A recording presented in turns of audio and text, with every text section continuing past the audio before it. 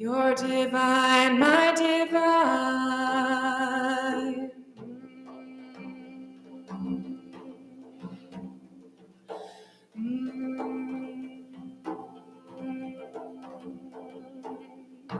Where you go, I will go, beloved.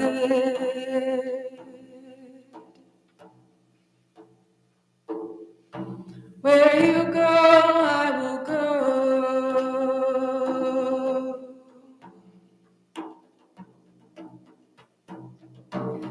Where you go, I will go, beloved. Where you go, I will go. For your people are my people. Your people are mine. Your people are my people. You're divine, my divine. Your people are my people.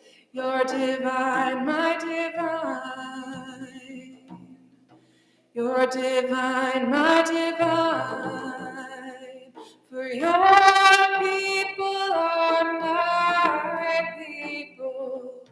Your people are mine.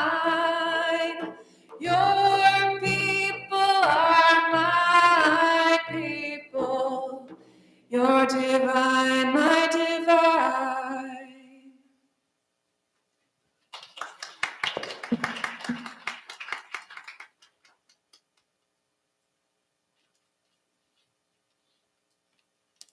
Good morning. It's a joy to welcome each of you to this sacred time of worship as we gather in the spirit of world interfaith harmony.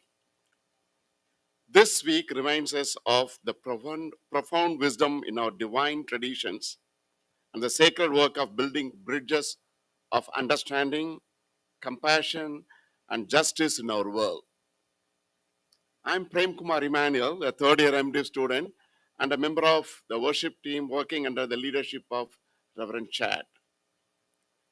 Today, we are incredibly grateful for the collaboration of the Boston University School of Theology, Unitarian Universalist Seminarians, UU alumni, and Reverend Dr. Wendy Van Cotter, mentor of the UU Community of Learning. Reverend Wendy, we extend our heartfelt gratitude for coordinating with the STH Unitarian Universalist Student Association to make this service possible. We warmly welcome all our students, faculty, and staff of the School of Theology.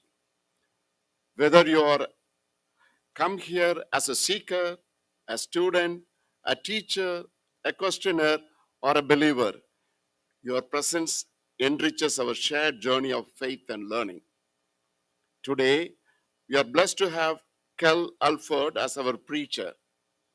Kel has worked as an artist for 4 decades and deeply believes in the healing power of color, creativity, and imagination to make the world more joyous, kind, and loving. She is beginning the 3rd year of her Master of Divinity degree at BU and is honored to serve as the student minister at Arlington Street Church for the 2nd year.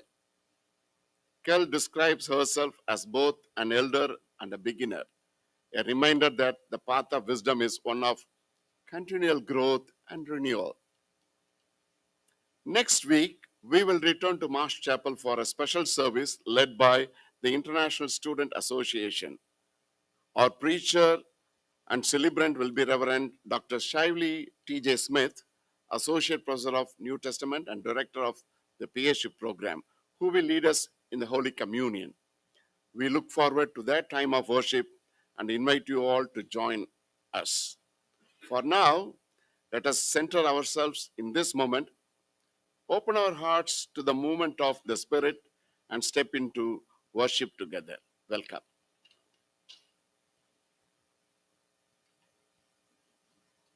Good morning. It's such a treat to be here with all of you, and I'm just along for the ride, so all credit is due to the wonderful UU seminarians here And also we have one of our prominent UU musicians and worship leaders, Matt Meyer, here with us as well. And I offer these words of invocation from another Unitarian Universalist, Rebecca Edmondson Lang. Come in.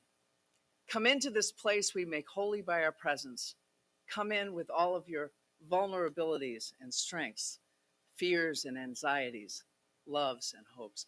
For here you need not hide nor pretend to be anything other than who you are and are called to be. Come into this place where we can touch and be touched, heal and be healed, forgive and be forgiven. Come into this place where the ordinary is sanctified, the human is celebrated, and the compassionate is expected. Come into this place. Together we make it a holy place.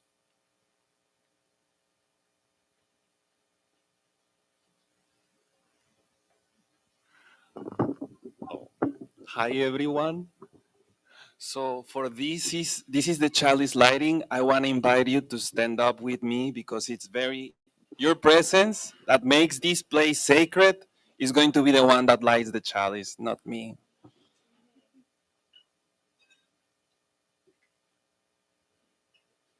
You see this little piece? Well, we are more than that. I want you to follow my movements and say, you are light. You are light. Try to see someone else different than me and say, you are light. But with more strength, you are light. You are light. You are light. You are light. You are light. You are light. You are light. And now we gather all this energy and we put it in the chalice. You can say, you are light. You are light. You are light again. Oh, oh, oh. I think I need again. One more time. Yes, yes. Thank you. And I invite you to remain risen. We're going to join in song. In my own community of Sanctuary Boston, we have a saying, which is we're going to start with some singing, and we're going to end with some singing, and in the middle, we're going to do a lot of singing. And I invite you to do that in whatever way your spirit needs this morning. It's been a long couple of weeks for many of us. So if you need to just listen to the music and be in silence yourself, that's okay. If the words elude you and you just want to hum along, that's okay too. That's just as good. And if what you need this morning is to rock out like you are alone in the car with your radio, this is your time to do it, to try some new harmonies. We're going to sing this song, Call and Response. I think a beautiful metaphor for the message of our service today, what it means to be in community, sometimes to step up into leadership and sometimes to follow the leadership of others, to always be listening and responding in community together. So repeat after me. It goes like this. Forget your perfect offering. Forget your perfect offering. Just ring the bells that still can ring. Just ring the bells that still can ring. There is a crack in everything. There is a crack in This part goes a little faster. everything. That's how the light gets in. That's how the light gets in. Let's try that part again. That's how the light gets in. That's how the light gets in. Forget your perfect offering. Forget your perfect offering. Just ring the bells that still can ring. Just ring the bells that still can ring. There is a crack in everything. There is a crack in everything. Here we go. That's how the light gets in. That's how the light gets in. Forget your perfect offering. Forget your perfect offering. Just ring the bells that still can ring. Just ring the bells that still can ring. There is a crack in everything. There is a crack in everything. That's how the light gets in. That's how the light gets in. Forget your perfect offering. Just ring the bells, it still can ring. Just ring the bells that still can ring. There is a crack in everything. There is a crack in everything. Here we go, that's how the light gets in. That's how. A little louder. Get your perfect offering. Forget your perfect offering. Just ring the bells that still can ring. Just ring the bells that still can ring. There is a crack in everything. There is a crack in everything. That's how the light gets in. That's how the light gets in. Forget your perfect offering. Forget your perfect offering. Just ring the bells that still can ring.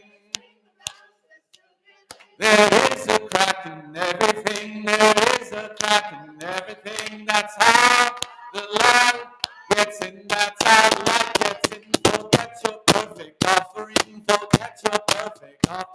Just ring the bells that still can ring. Just ring the bells that still can ring. There is a crack in everything. There is a crack in everything. That's how the light gets in. That's how the light gets in. That's how the light gets in. That's how the light gets in. That's how the light gets in. That's how the light gets in. Y'all sound good. Take a deep breath. You may be seated as you exhale.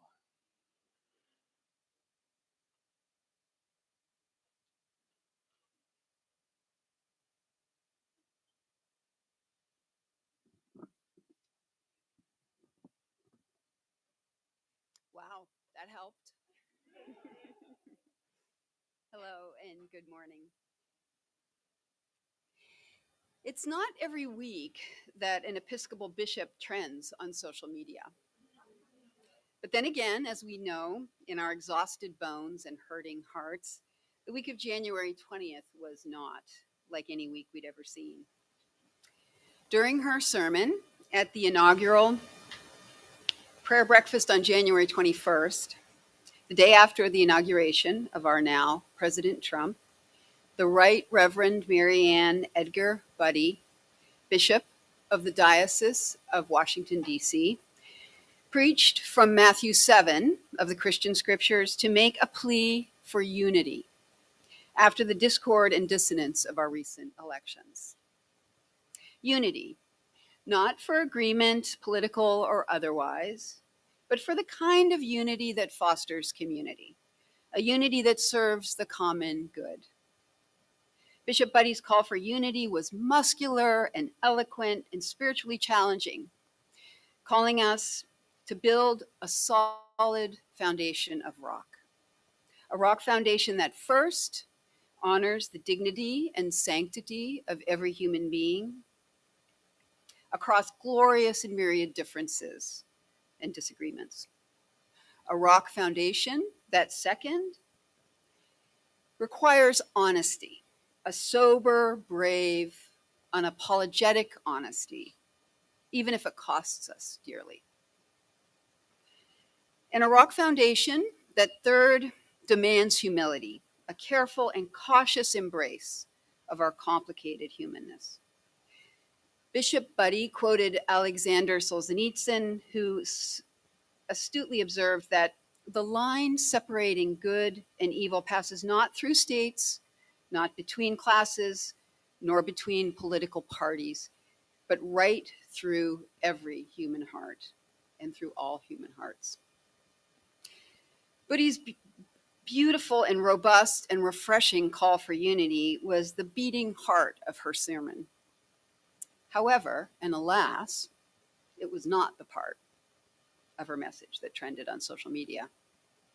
After Buddy carefully and responsibly defined our difficult and heavy spiritual assignment of building this rock foundation of unity, she made a direct and personal plea to President Trump for mercy, calling him by name, nodding to his own recent experience of being touched by the providential hand of a loving God, a plea for mercy for those among us who are frightened, children who are afraid of their parents being taken away, transgender children from Democratic and Republican families who fear for their lives, itinerant and migrant laborers the very connective tissue of our American market economy, who are afraid of losing their livelihoods, their families, their communities, and their homes.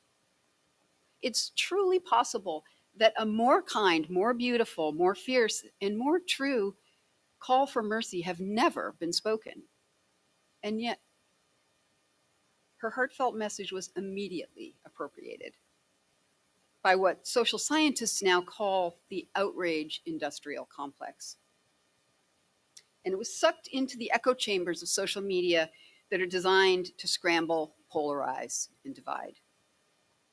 People on the left praised Buddy for her courage speaking truth to power, basking vicariously in the glow of her strength and courage, and also reveling in their own pleasure of seeing President Trump and Vice President Vance squirm in the front row of the Washington Cathedral. And people on the right called for her to apologize, to step down, to leave the country, unleashing invitations to harm and death threats. No one outraged from the right actually took issue with the veracity of her words. They just wanted Buddy to suffer, supposedly because they'd embarrassed their guy. It's hard to imagine a plea for mercy being partisan, but there it was, scrambled, polarized, and divided. And her entire message of unity lost in a fog of outrage. Even her explicit declaration earlier in the sermon that unity is not partisan, unity cannot be partisan. The bishop's eloquent call for unity was lost at sea in a hurricane of partisanship.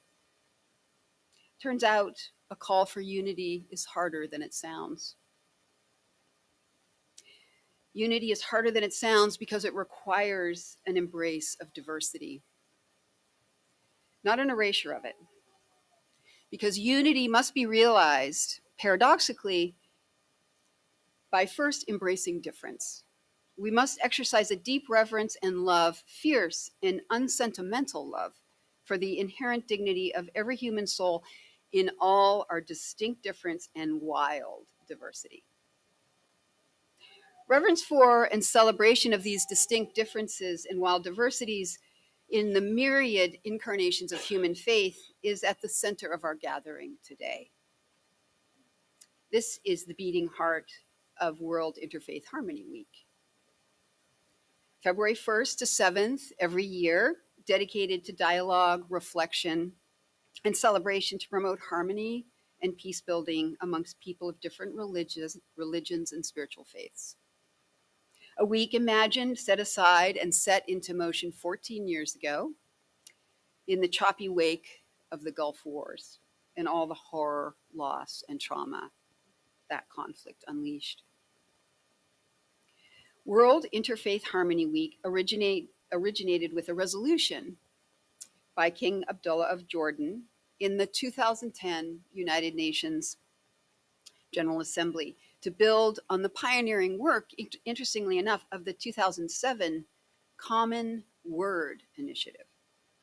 The Common Word Initiative called for Muslim and Christian leaders to engage in dialogue based on their two common fundamental religious commandments: love of God and love of the neighbor.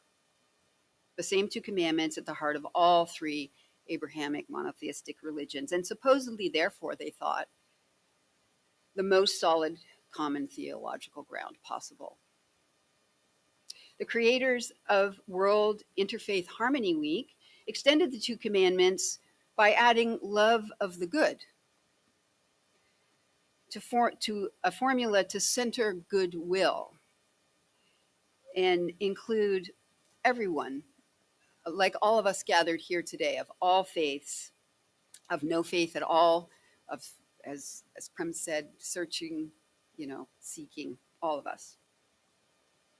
And our community here at School of Theology is a wild diversity, is comprised of wild diversity of religious and spiritual faiths, and full of generative difference. The idea of World Interfaith Week is that our common values, therefore, love of God, love of good, and love of the neighbor, far outweigh our differences. and if embraced, will provide a strong foundation that will promote harmony. But, beloveds, I ask you, does it really? Do our commonalities really need to outweigh our differences for us to flourish? I wonder. I suspect that harmony, like unity, is harder than it sounds. Isn't healthy harmony, like the beautiful music we've heard today, really a coming together of many different voices pouring out distinct notes? For help with this gnawing question and to give us both hope and homework today. Goodness knows our jangled and dysregulated nervous systems need both. I want to share an extraordinary passage from Robin Wall Kimmerer's beautiful new book called The Serviceberry. And it's subtitled Abundance and Reciprocity in the Natural World. Many of you may know Kimmerer from her 2013 book, Braiding Sweetgrass. Kimmerer is a mom, a teacher, a scientist, and a member of the citizen Potawatomi Nation. And her magic lies in her ability to draw on the wisdom of creation itself, not as a metaphor, but as a stunning reality and a teacher of life. For me, Kimmerer's books are sacred texts. She writes, "There's something I've never quite understood about human economics, and that is the primacy of scarcity as an organizing principle. What might the Serviceberry teach us here? Serviceberry provides a model of interdependence and coevolution that teaches us another way to understand relationship and exchange." She goes on, "There's no question but that all living beings experience some level of scarcity at various points, and therefore that competition for limited resources like light or water or soil nitrogen will occur. But since competition reduces the carrying capacity for all concerned,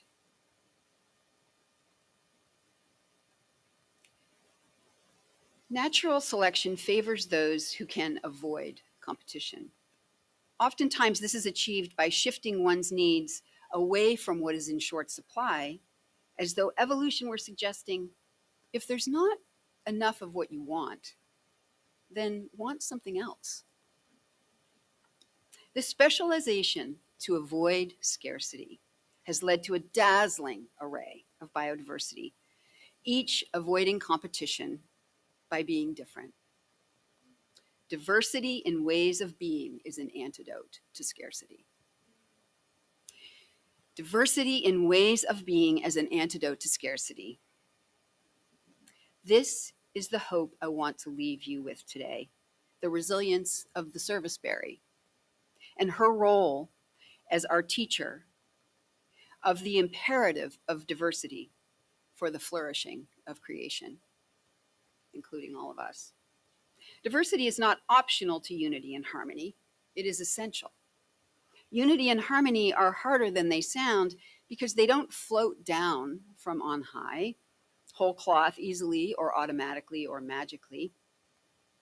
From some vague and unknown place, unity and harmony are harder than they sound because they require our participation. The joining together in gratitude and reciprocity of our diverse voices and gifts. The message of hope is that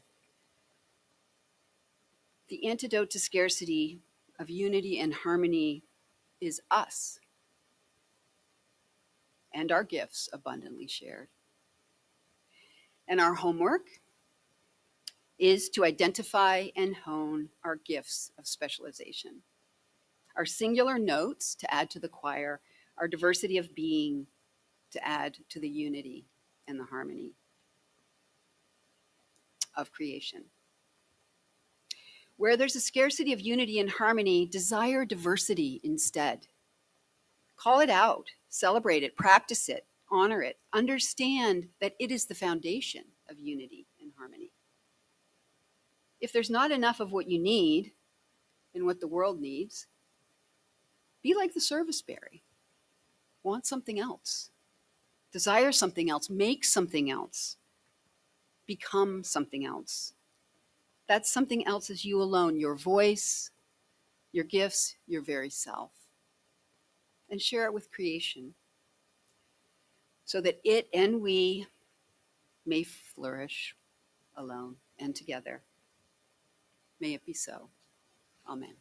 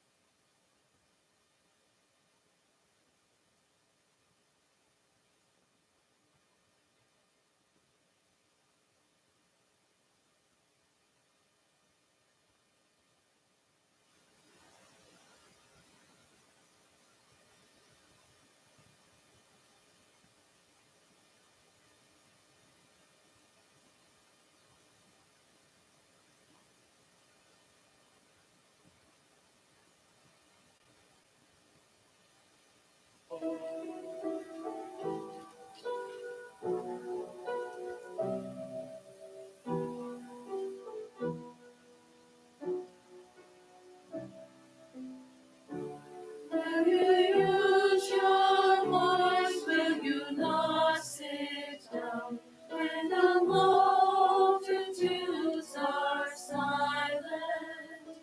Will you make a choice to stand your ground when the crowds are turning violent? Will you walk the path that will cost you much and embrace God's love and sorrow? Will you trust in one who entrusts to you the disciples of tomorrow?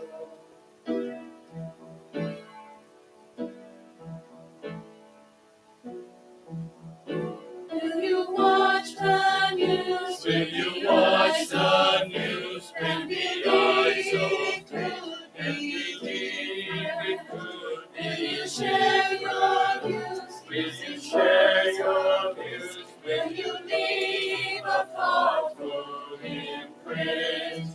Will you walk the path that will cost you much and embrace God's love and sorrow? Will you trust in one who entrusts to you the disciples of tomorrow?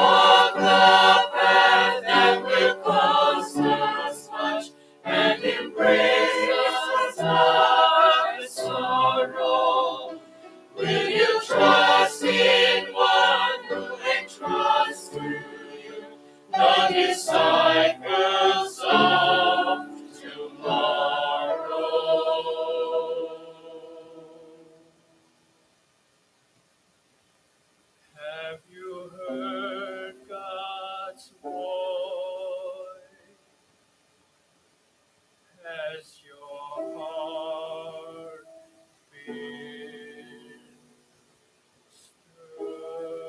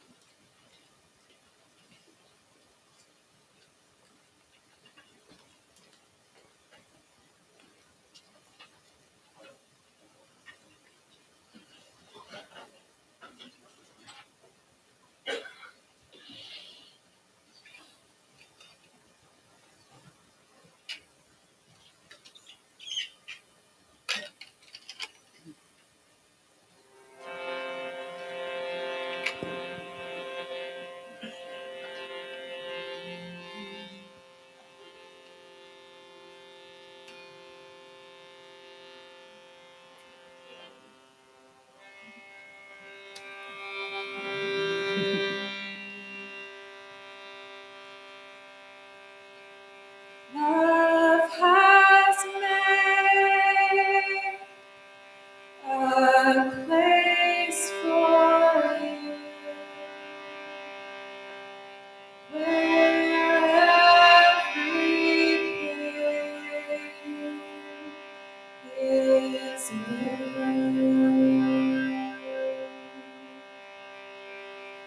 Love has made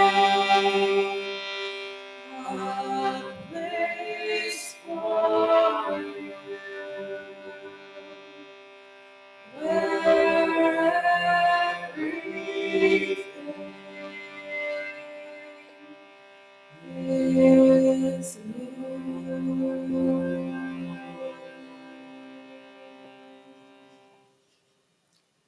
Our prayer and meditation today is a poem called Because by Rosemary Watola Trommer.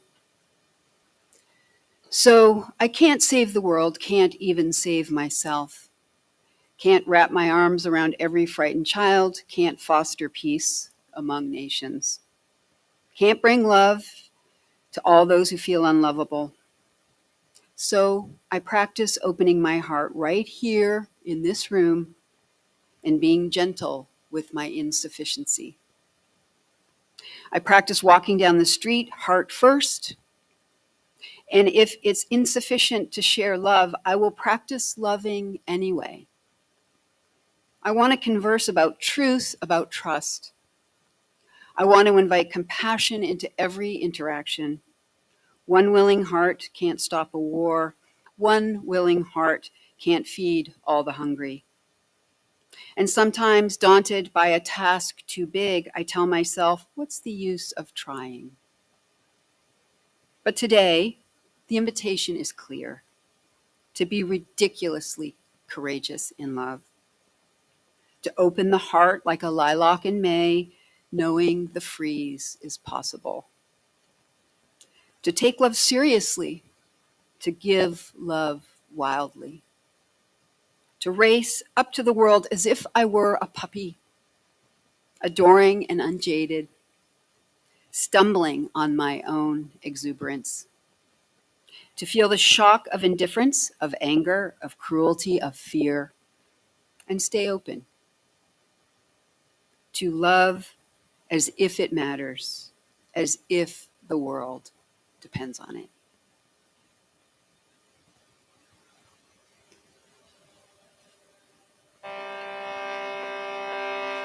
Join me in singing. Love has made a place for you where everything is new. Love has made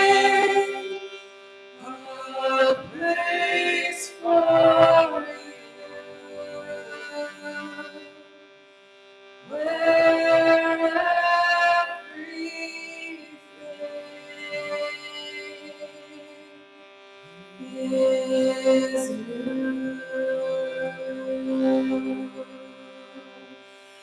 Love has made a place for you where everything is new.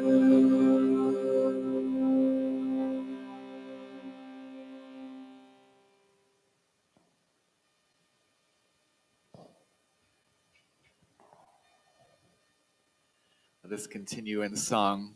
Let us continue in harmony. The song says, I'm going to lift my sister up. If I don't lift her up, I will fall down. It was written by someone who dedicated her life to harmony, to unity, to the work of justice in the world. Feo Ora Rose Toure was not only a singer-songwriter and also a poet and also a playwright. She founded 12 different organizations working for racial justice and civil rights over many decades. And her day job, because that wasn't it yet, her day job was as the first Black woman judge in Alabama. In retirement, she was arrested for civil disobedience protesting the construction of a Confederate monument. So let's sing the song in honor of her and all of those working to build the world we know might be possible. It goes like this.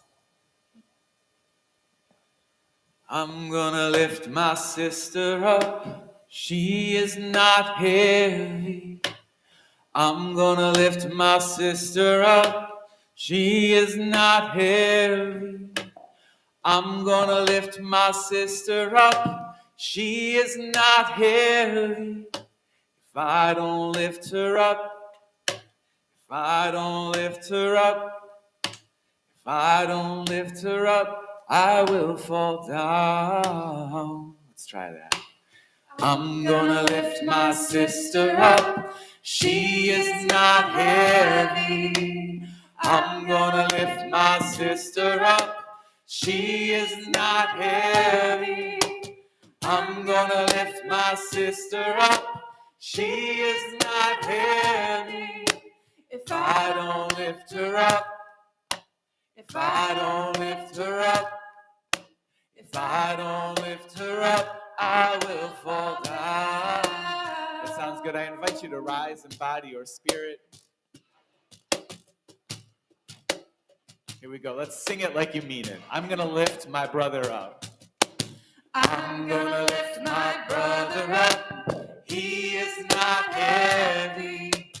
I'm going to lift my brother up. He is not heavy. I'm going to lift my brother up. He is not heavy. If I don't lift him up, if I don't lift him up, if I don't lift him up, I will fall down. My sibling, I'm gonna lift my sibling up. They are not heavy. I'm gonna lift my sibling up. They are not heavy. I'm gonna lift my sibling up. They are not heavy. If I don't lift them up, if I don't lift them up, if I don't lift them up, I will fall down. My neighbor, can we add some more harmony? I'm gonna lift my neighbor up. They are not heavy. I'm gonna lift my neighbor up. They are not heavy. I'm gonna lift my neighbor up. They are not heavy. If I don't lift them up, if I don't lift them up, if I don't lift them up, I will fall down. My people, I'm gonna lift my people up. They are not heavy. I'm gonna lift my people up. They are not heavy. I'm gonna lift my people up. They are not heavy. If I don't lift them up, if I don't lift them up, if I don't lift them up, I will fall down. My sister, I'm gonna lift my sister up. She is not heavy. I'm gonna lift my sister up. She is not heavy. I'm gonna lift my sister up. She is not heavy. If I don't lift her up, if I don't lift her up, if I don't lift her up, I will fall down.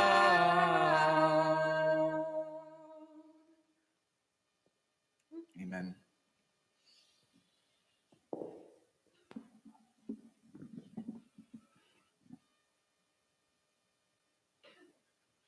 The category is. No, no, I wanted to do that. So you see, it's off. So, but we were the ones who were keeping the light on. So I want you to follow me now in this kind of symbol of closing to put your arms like very like birds. Yeah, yeah. Put all that energy away of and then get all that joy and put it in your heart. And then again, all that energy, all that joy, all that fly, Robin, fly in the heart. And that's how we extinguish the light. Thank you.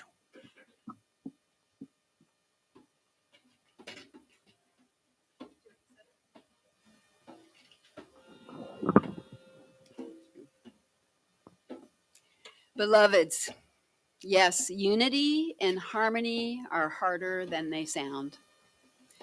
But remember, the hack is us. Our participating with our diverse voices, diverse gifts, and diverse faiths. My voice, my gift, my faith. And your voices, your gifts, your faith. All of us, alone, together.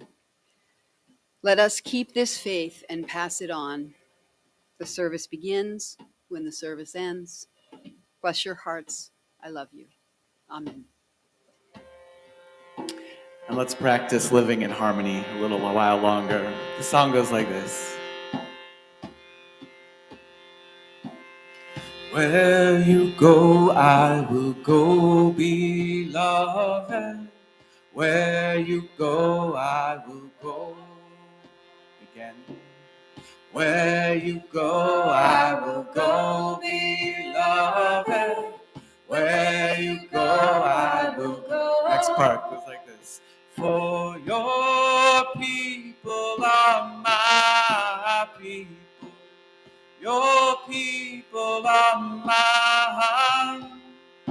Your people are my people. You're divine. You're divine, my divine. Let's try that second part again. For your people are my people. Your people are mine. Your people are my people. You're divine, my divine. Where you go, where you go, I will go, beloved. Where you go, I will go. Where you go, where you go, I will go, beloved. Where you go, I will go. Your people. For your people are my people. Your people are mine. Your people are my people. You're divine, my divine. Where you go, I will go, beloved. Where you go, I will go.